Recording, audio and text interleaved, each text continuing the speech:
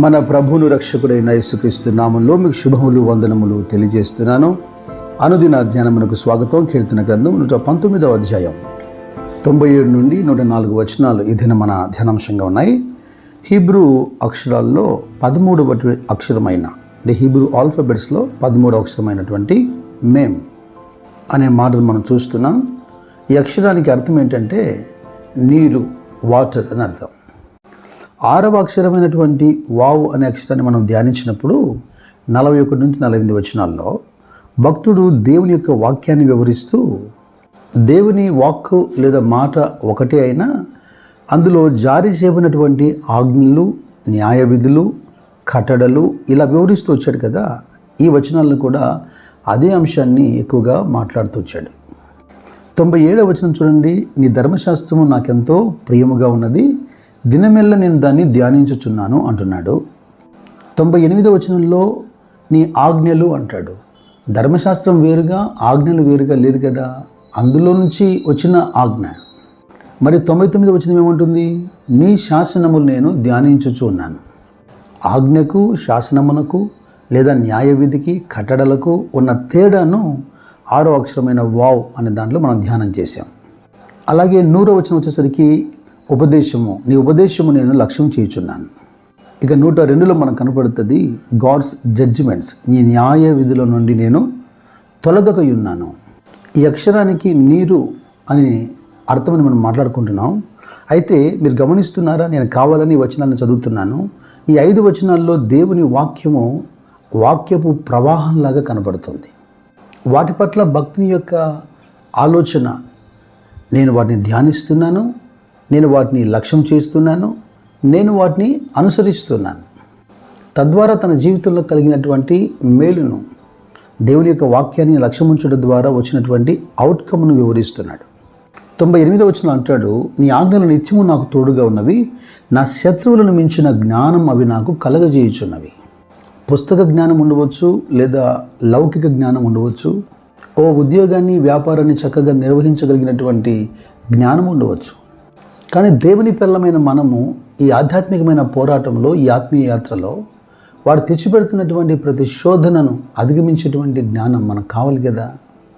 మీరు జాగ్రత్తగా ఈ మాట గమనించండి. ద్వితోపదేశకాండం 4వ అధ్యాయంలో 6వ వచనంలో, ఈ కట్టడలన్నిటినీ మీరు గైకొని అనుసరింపవలెను, వాటిని గురించి విను జనుల దృష్టికి అదే మీకు జ్ఞానము, అదే మీకు వివేకము. వారు చూచి నిశ్చయముగా ఈ గొప్ప జనము జ్ఞాన వివేకము గల జనమని చెప్పుకొందరు. మన జ్ఞానం ఎక్కడో సంపాదించాల్సిన అవసరం లేదు. దేవుడు మనకి ఇస్తున్నటువంటి ఈ వాక్యము, ఆయన కట్టడలు, ఆయన ఆజ్ఞలు అనుసరించి నడుస్తున్నప్పుడు, ఆచరిస్తున్నప్పుడు అదే మనిషికి జ్ఞానము, అదే మనిషికి వివేకమట. ఇది ప్రజలు, శత్రువు తప్పక గుర్తిస్తాడు. ఇక 2వ మేలు తన మాటల్లో విందాం. 99వ వచనంలో, నీ శాసనములు నేను ధ్యానించుచున్నాను, కావున నా బోధకులందరికంటే నాకు విశేష జ్ఞానము కలదు. తనకు బోధిస్తున్నటువంటి బోధకుల కంటే కూడా విశేషమైన జ్ఞానము కలుగుటకు దేవుని యొక్క బోధయే కారణం అంటున్నాడు. నిజంగా లేఖనాలు జ్ఞానాన్ని పుట్టిస్తాయి.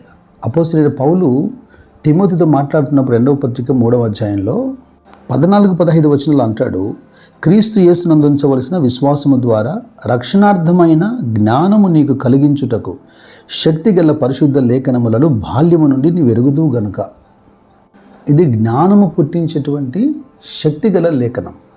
ఓ మూఢుడు కానీ, ఓ లోబి కానీ, ఒక మూర్ఖుడు కానీ ఇదంతా తన క్రియలలో కనపరిచేవాడు. జీవగ్రంథాన్ని, దేవుని లేఖనాన్ని క్రమంగా చదివాడనుకోండి, తన జీవితాన్ని కట్టుకునే, తన కుటుంబాన్ని కట్టుకునే జ్ఞానాన్ని పొందుకుంటాడు. ఇక 100వ వాక్యంలో, నీ ఉపదేశము నేను లక్ష్యం చేయుచున్నాను, కావున వృద్ధుల కంటే నాకు విశేష జ్ఞానము కలదు. మొదటగా శత్రువుకి మించిన జ్ఞానం అన్నాడు, 2వది బోధకులకు మించిన జ్ఞానం అన్నాడు, 3వది వృద్ధుల కంటే నాకు విశేషమైన జ్ఞానము గలదు అంటున్నాడు. ఇక్కడ పెద్దవారిని బోధకులతో పోల్చుకొని అతిశయంగా మాట్లాడుతున్న మాటలు కాదు సుమా. దీనికి నేను ఒక మంచి వివరణ మీకు ఇచ్చే ప్రయత్నం చేస్తాను. యోబు గ్రంథం 32వ అధ్యాయంలో యోబు తన దృష్టికి తాను నీతిమంతుడిగా ఉన్నాడని, ఇక యోబు 3 స్నేహితులు తెగించకుండా మౌనంగా ఉన్నప్పుడు అందరికంటే తక్కువ వయసు కలిగినటువంటి ఎలీహు బాధపడి, కోపడి తను మాట్లాడడం మొదలు పెడుతున్నాడు. యోబు గ్రంథం 32వ అధ్యాయం 7వ వచనంలో ఎలీహు మాటలు మీరు వినండి.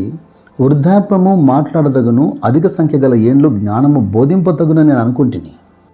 అయినను నరులలో ఆత్మ ఒకటి ఉన్నది, సర్వశక్తులకు దేవుని ఊపిరి వారికి వివేచన కలగజేయును. వృద్ధులు మాత్రమే జ్ఞానవంతులు కారు, బహు వయస్సు గలవారు ఒకప్పుడు న్యాయము తెలిసిన వారు కారు. కావున నేను నా మాట అంగీకరించునని మనవి చేసుకొనుచున్నాను. నేను సహితము నా తాత్పర్యము తెలుపుదును అంటాడు. ఈ వాక్యాలన్నిటినీ విశ్లేషించిన తర్వాత మనకు బోధపడుతున్న అంశం ఒకటే. వయసుతో అనుభవంతో కాస్త జ్ఞానం ఉంటుంది, కానీ సామెతల గ్రంథం 9వ అధ్యాయం 10వ వచనం చెప్పినట్టుగా యెహోవా యందు భయభక్తులు కలిగి ఉండుటయే జ్ఞానమునకు మూలము. పరిశుద్ధ దేవుని గురించిన తెలివియే వివేచనకు ఆధారం. The fear of the lord is the beginning of the wisdom. వయసుతో కారణం లేకుండా ఎక్కువగా లేఖనాలతో పరిచయం ఉన్న వ్యక్తి, లేఖనాలు ధ్యానించేవాడు, దేవుడు తనకిచ్చినటువంటి ఈ న్యాయ విధులు, ఈ కట్టడలు, ఈ ఆజ్ఞలు, వాటి ప్రకారము అనుసరిస్తూ జీవిస్తున్న వానికి దైవికమైన జ్ఞానంతో పాటు లౌకికమైన జ్ఞానం కూడా కలుగుతుంది.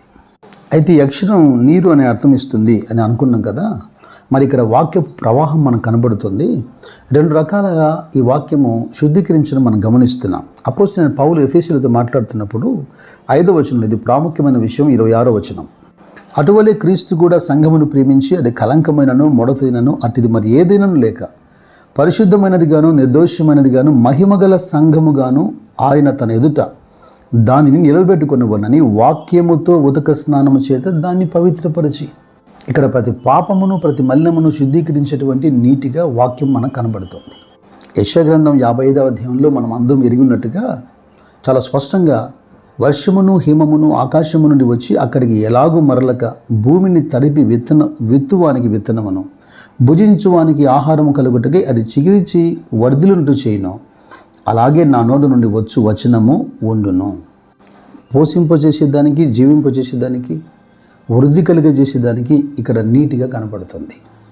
మోషే కీర్తనలో 2వ 32వ అధ్యాయంలో ఆకాశ మండలమా చెవియొగ్గుము, నేను మాట్లాడుదును, భూమండలమా నా నోటి మాట వినుము, నా ఉపదేశము వానవలె కురియును, నా వాక్యము మంచు వలెను, లేత గడ్డి మీద పడు చినుకున వలెను, పచ్చిక మీద కురియు వర్షము వలె ఉండును.